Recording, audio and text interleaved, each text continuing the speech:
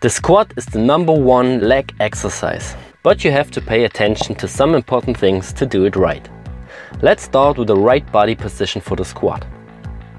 Lots of rumors are about the depth of the squat. If you want to preserve your joints and work all possible angles to avoid an uneven load for the joint surfaces, then go all the way down.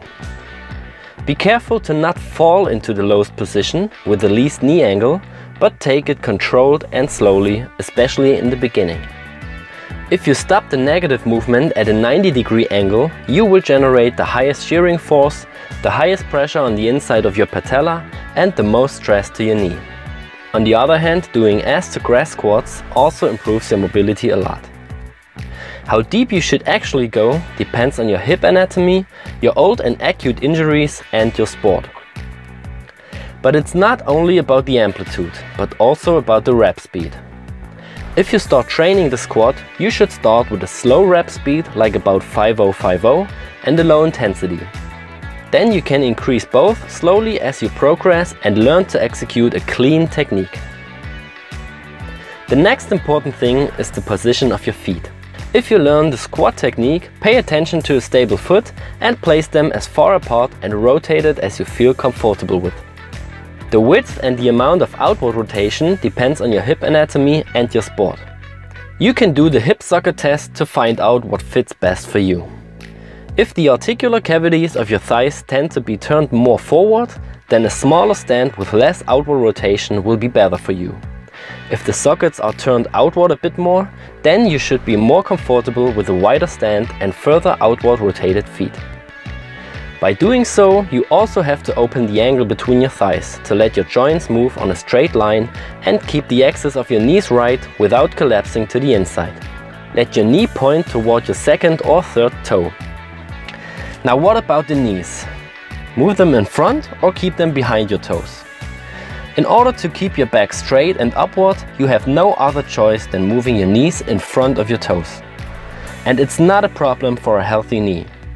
If you are a powerlifter, you might think about keeping your knees a bit closer or behind your toes in order to be able to move the highest possible load.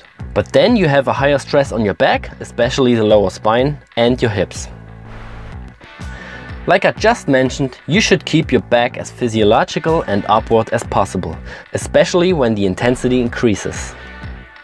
Keep your complete back under tension and extended. Work towards retracted and depressed shoulder blades and keep the tension in your core.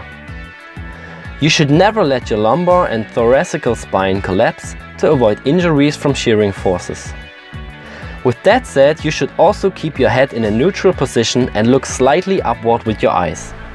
Avoid to extend and flex your cervical spine forward or lateral, because this can cause an uneven compression of your discs with a restriction of your full strength output. Also pay attention to your breathing.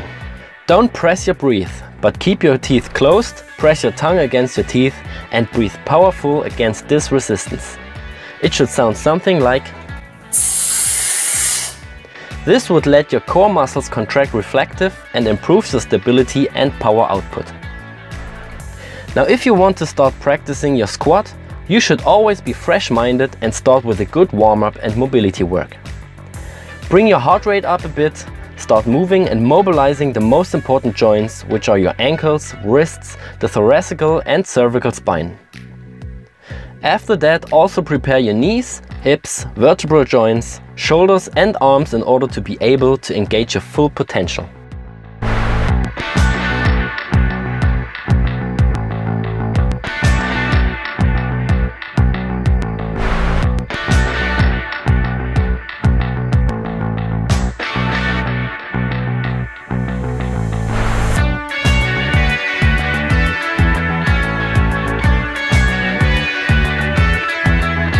Now let's talk about the big question. Is it possible to train your legs with body weight only? It depends. On what? On your goals. If you only want to keep your legs fit and do some balancing work, then bodyweight squats and lunges will be fine. But if you want to boost your strength and explosiveness or maximize your muscle mass, there's no way to not use additional weights. Why? Because you need a specific intensity in order to reach goals and adaptations like that. bodyweight squats are limited to pistols as the variation with the highest intensity.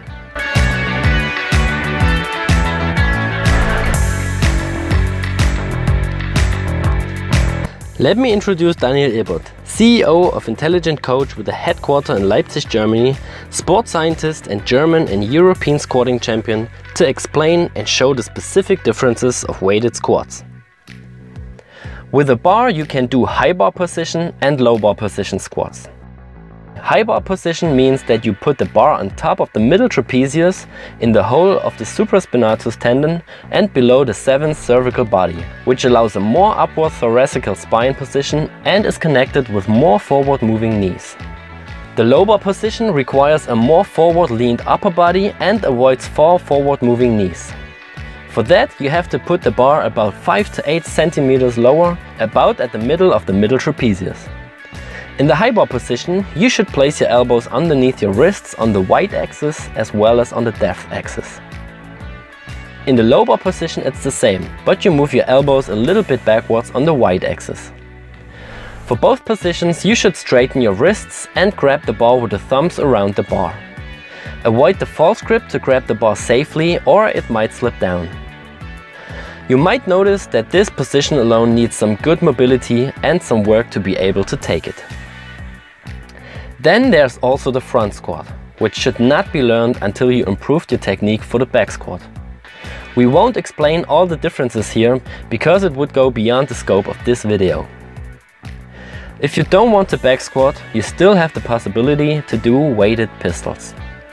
They also require a very good preparation and a slow increasement in additional weight. Pistols have the additional requirement of a good balance, and you can apply a lot of the technical advices we gave earlier in this video. To prepare pistols, you can start with archer squats to gain some strength first.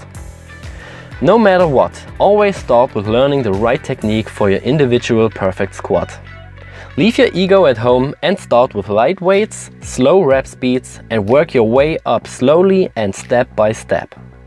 For the beginning, it's advisable to let someone professional watch your technique and give you hints of how to improve your squat technique. Only after being able to perform the technique clean, you should think about increasing the intensity for your squat. Otherwise, the risk of injury might shoot through the roof. Please make sure to check out Daniel's web presence and leave a comment for further discussions on that topic. Thanks, Alex.